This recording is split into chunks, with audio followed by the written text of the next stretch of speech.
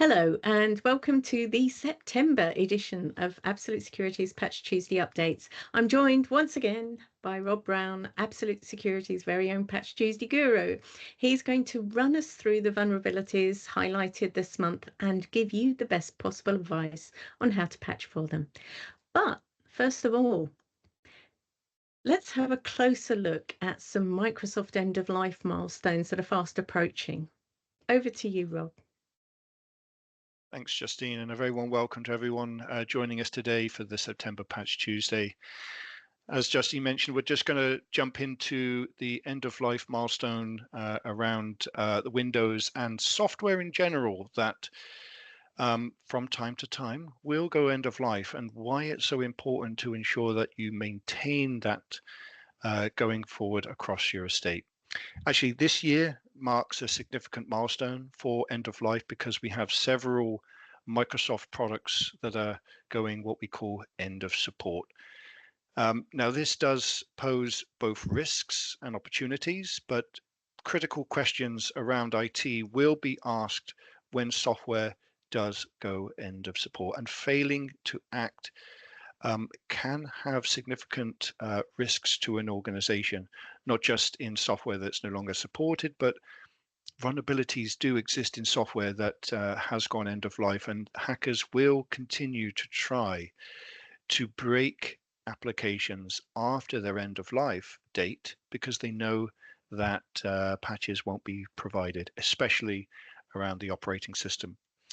Now, update. So once something goes end of life, it generally means you will no longer get updates, such as security updates, which are the most serious. Those are updates that are particularly patching security vulnerabilities. Non-security updates. These might be lesser of a priority for you. However, from my experience, non-security updates do include really important updates that allow interaction between software on the operating system and actually can integrate to other tools. So it's super important that you don't just sort of disregard non-security updates when something goes end of life. Those updates can be really, really important, and probably most important technical assistance. So once something goes end of life, you're not able to pick up the telephone and ask for support. And if you do have an issue and the software is end of life, you might be on your own, or you might have to resort to Google, and that has its own challenges. So we have opportunities. One, you do need to be aware that software is going to go end of life. So you need to plan. If you can plan and you have the ability to report on the software and operating systems that are going end of life, then you can use your system management toolset to go ahead and keep those softwares up to date, so that in the event of something being exposed, you have already moved to the next version of the supported operating system, and that's less likely to impact your organization. Also, by maintaining your operating system, of course, for Windows, we have Windows 11 right now. Windows 10 is already end of life with some special support, but Windows 11 is going end of life this year. Super important, along with Microsoft 365, to keep your operating system up to date. Microsoft is offering something called a feature update, which is like an upgrade to the operating system, and that has its own timeline, which we will be looking at in just a moment. Once you keep the software up to date, you will often have a length of time before that operating system or feature update goes end of life. Microsoft has been extending that lifetime actually over the last several years. In fact, if we go back to Windows 10 feature updates, I think you had support for about 18 months, and some of them were only supported for 12 months.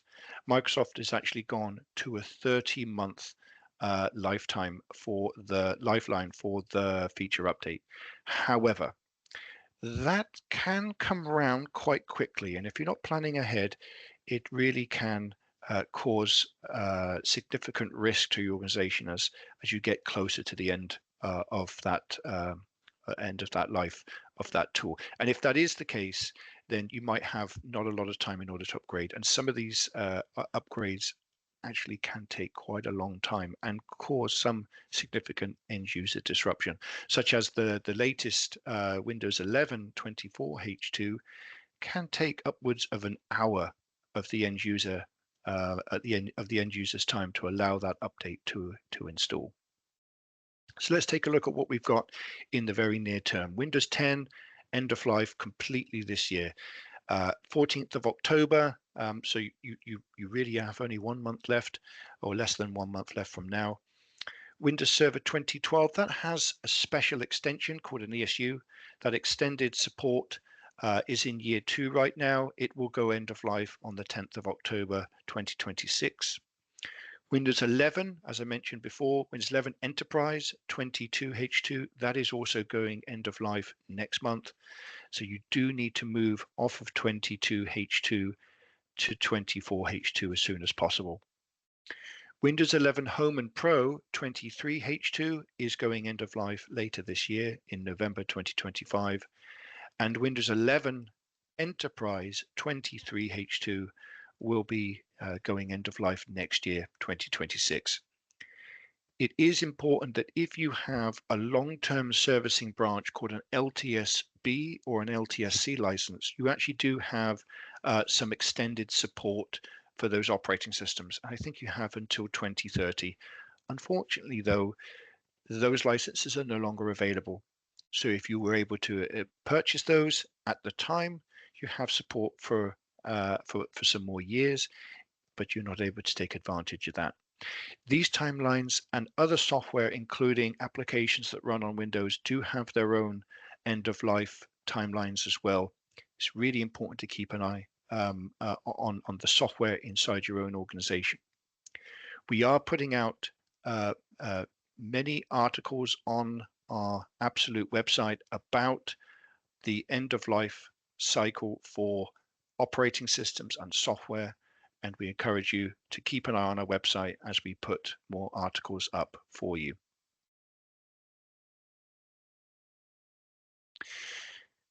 We're going to sidestep back to patching. 0 days. These are the worst kind of updates to get towards the end of a week. I'm afraid more recently, Google has been releasing these 0 days on a Friday, which means that you have to sort of really react over the weekend to get these updates fixed. This is the 6th 0-day weaponized threat that Google has fixed this year. In fact, it says, I say 6, last year I think it was 10, and the year before that it was 12 at this point in the year. So actually Google's doing pretty good. But there is a new update for Google Chrome for both Windows and Linux. If you don't have version 140 of the stable channel, please make sure you update Google Chrome. Now, Google Chrome can be updated by the user, but it does require the user to click a button in the corner, which then closes the browser and relaunches it. But you can never trust the end user to do it. So please don't use the end user updating Google Chrome as your update strategy. Please consider using a patching solution that can push the update. Even if the application is open, it can patch it in the background. This is particularly important because this vulnerability has been exploited and may result in full system compromise. So it's really, really important. And all it takes is for the user to access a website. Of course, browsers are there to browse websites. If you can simply access one of these websites, you can trigger a type confusion error that can exploit the device. As we mentioned, this is under active attack. So please make sure Google Chrome is deployed urgently. Microsoft released 81 fixes. This was actually about 25, I think, less than we had last month, so that's good.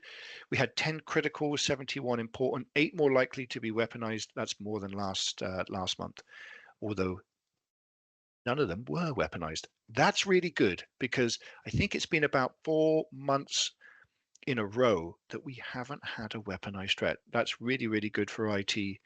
IT managers. We have less weaponized threats on the Microsoft stack. Super important that Microsoft is improving their testing, and hopefully the operating system is getting stronger. But there is one that is public aware. We're going to talk about public aware in a moment, but that one that is public aware doesn't mean that you're finding out on this webinar.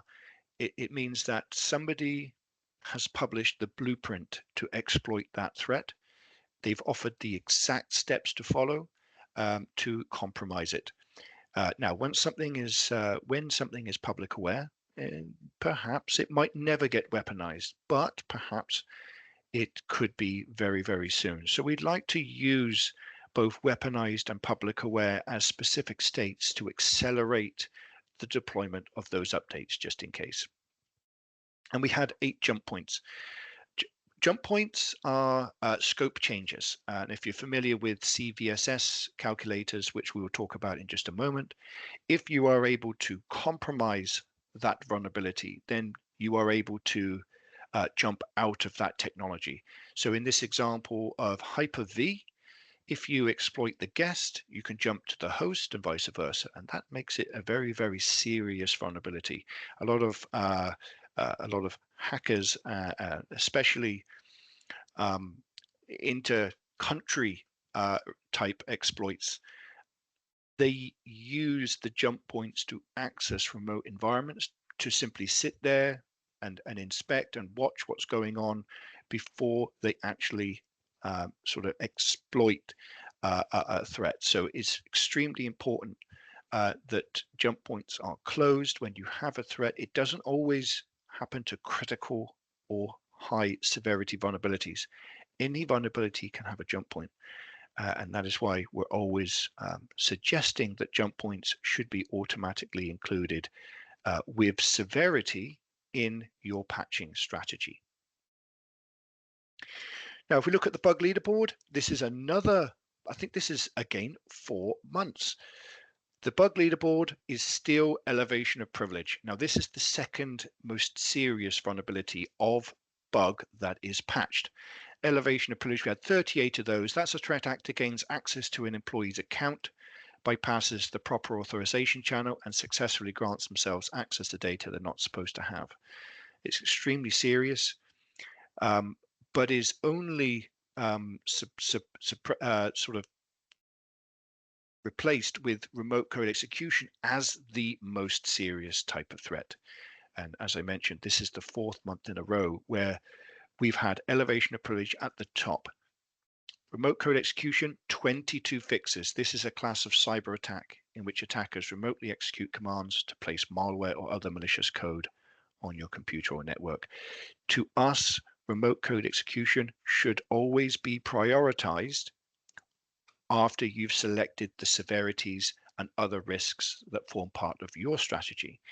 And if you're familiar with our webinar series, we're trying to offer many ideas of strategy that is right for your organization. Every organization is slightly different. In this case, remote code execution should be selected as one of those identifiers of risk that poses to your organization. So please make sure remote code execution is part of your strategy. Information disclosure, we have 15 fixes. That's occurs when a system unintentionally reveals sensitive information. Now that can be quite difficult. So for example, they might be accessing the memory of your CPU and they're able to read passwords. So if you can read passwords in clear text, that would be a clear risk, but it often requires physical access to the device. Denial of service, that's simply trying to make the system stop working or overuse resources on a system to cause it to be unavailable so that people can't access websites or servers, effectively overwhelming the resource. We have 3 of those. Security feature bypass, that allows attacker to bypass security mechanisms. So the mechanisms that are designed to protect something from being allowed to be used or not can be bypassed. We have 2 of those, and spoofing is gaining unauthorized access by deceiving a system or tricking a user. Just have 1 of those. Now, if you are an absolute customer, this is our recommended patch risk profile. We are going to go into all vulnerabilities very soon, where you'll be able to see the way that we have ranked the risk of each threat. But if you are an absolute customer, this is available in your console to help you make the best decisions in the patches that you deploy. Starting with the vendor severity. The vendor severity is issued by the vendor, and it typically starts at critical, high or important, medium, low, and NA. Usually, critical is the most serious type of threat, but the vendor chooses that severity themselves. And often, a lot of updates are released by vendors such as Google, which they release their weaponized patch for Google Chrome, and they release the severity NA. It does happen. So when vendors perhaps are issuing their own severity and not quite meeting the severity that other industry experts feel is correct, we have an independent score given to us by NIST, which is a CVSS severity. A CVSS severity is out of 10, and it uses the actual vulnerability and the way in which you can exploit the simplicity, how it's exploited, and how serious a compromise can be if exposed, to create a score out of 10. 10 being the equivalent of critical, 0 being the equivalent of NA.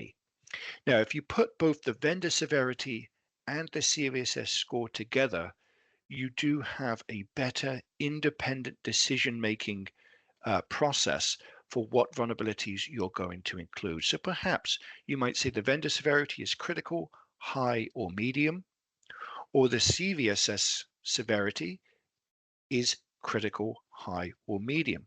And if you add the two together, then it means any vulnerability, even if the vendor decides that it should be lower in that severity than the CVSS score, it still gets picked up. The next two is the state of the threat. Weaponized means that through our partners, through our antivirus partners and the vendors themselves, they have issued a warning that the vulnerability is under active exploit, also known as KEV. It means that somebody somewhere is exploiting it, and therefore the risk is accelerated, because once something gets exploited, it can be exploited in your organization.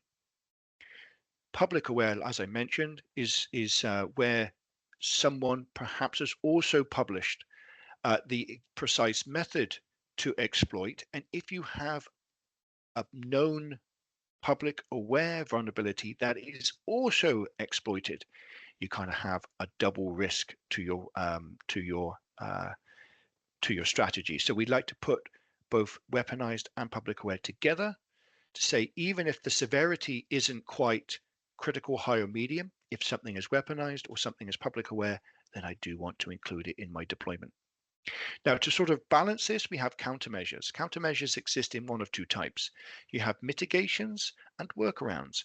Mitigations might be that you have a next generation antivirus that's protecting you. It could be that you have devices on dark networks that actually means you're not susceptible. And in this case, with Absolute, you can actually reduce the risk by issuing a risk score lower than is given by the vendor.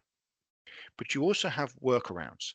Now, workarounds can be the deployment of a registry key, a group policy, a local group policy as well, or the changing of security on a device. And that can effectively work around the problem until you can deploy the patch. Now, this is particularly useful with the Absolute console, because you can deploy a playbook that customizes those things I mentioned to actually mitigate and work around the problem. Do pay extra attention, please. If the vendor says once you have deployed the patch whether you should reverse the mitigation or workaround, please follow that vendor's recommendation. You don't want to leave registry keys on the system if you don't need them. So make sure you remove those when you're done.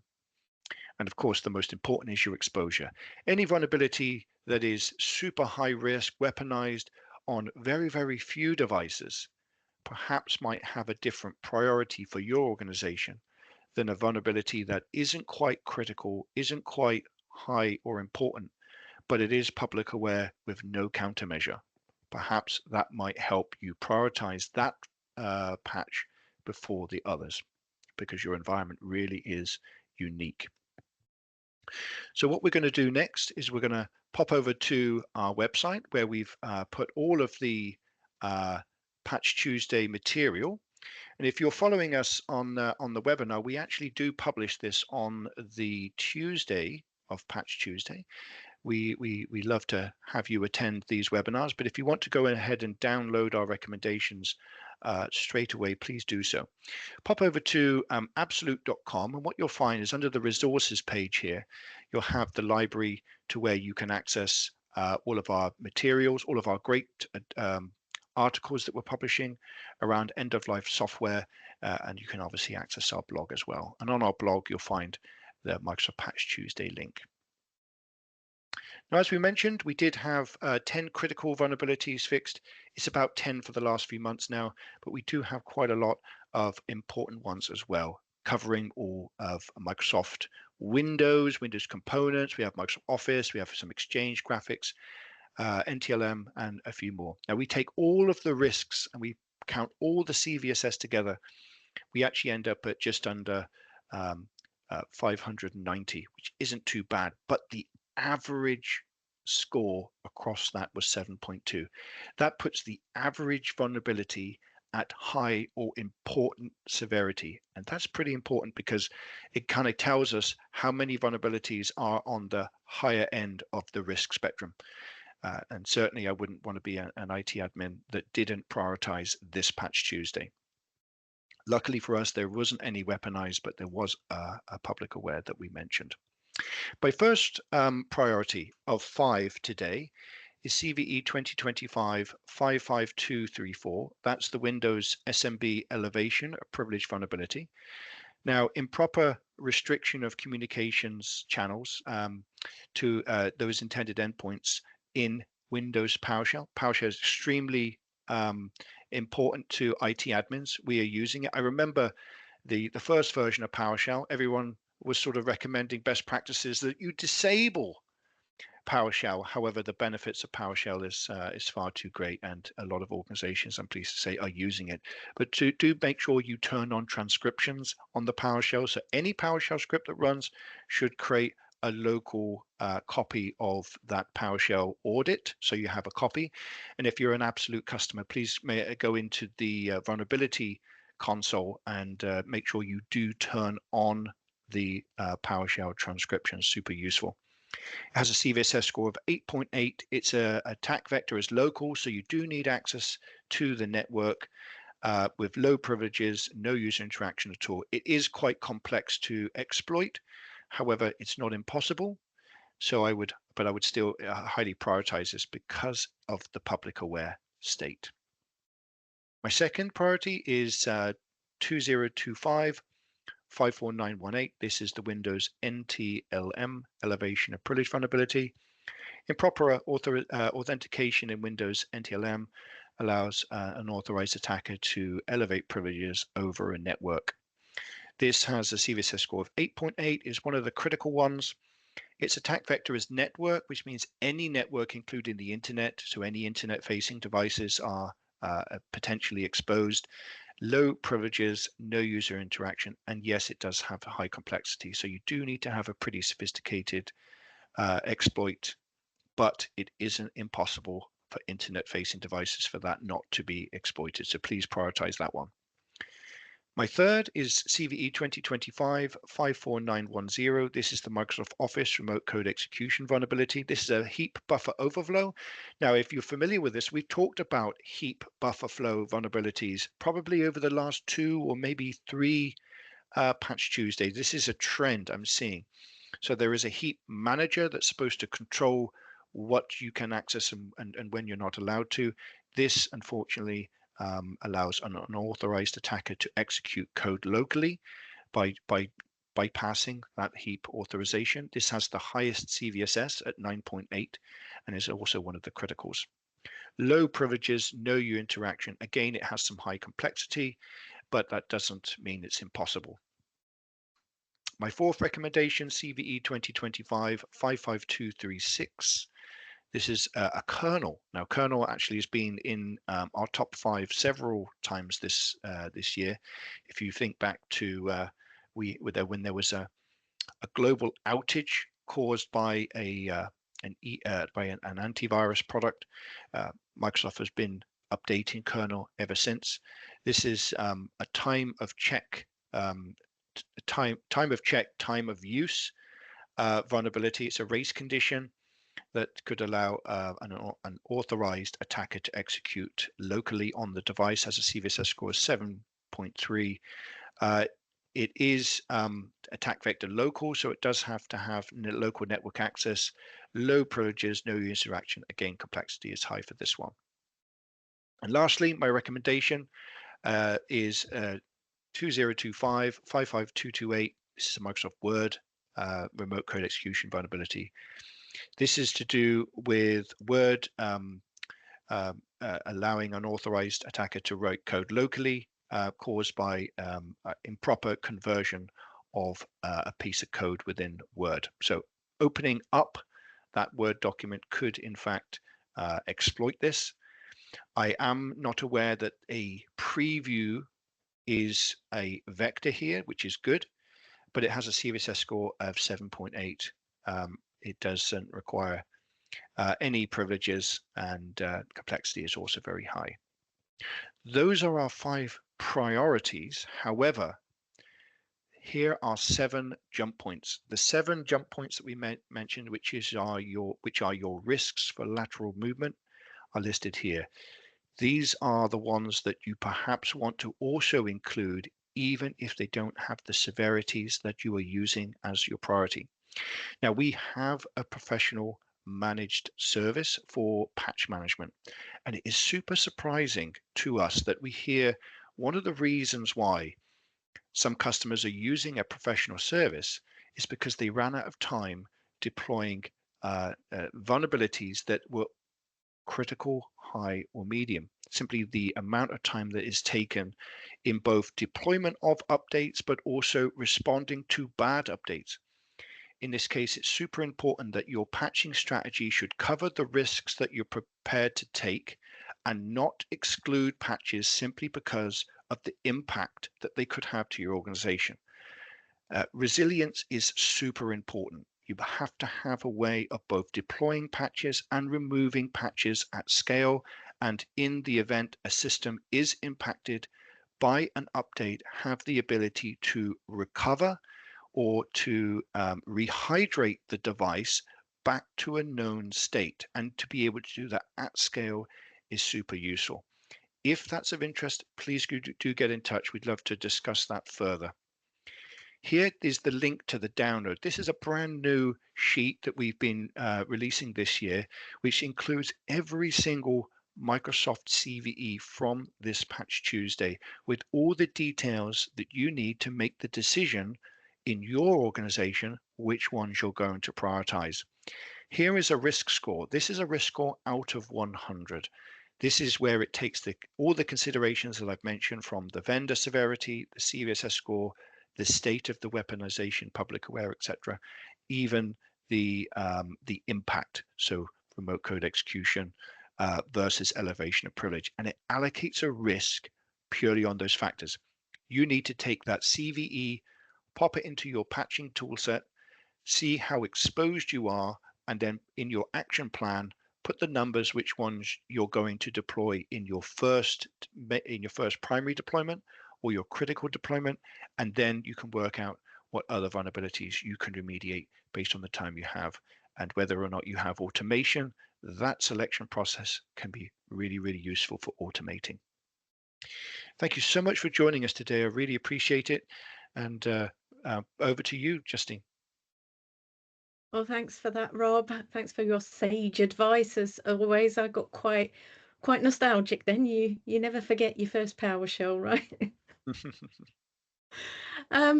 Okay, as Rob said, if you're concerned about the Microsoft end of life deadlines, or if you're planning a PC refresh as part of your migration, even if you're looking to upgrade machines that take advantage of artificial intelligence tools, and you want to learn more about getting that firmware embedded recovery capability in those machines, then please do get in touch.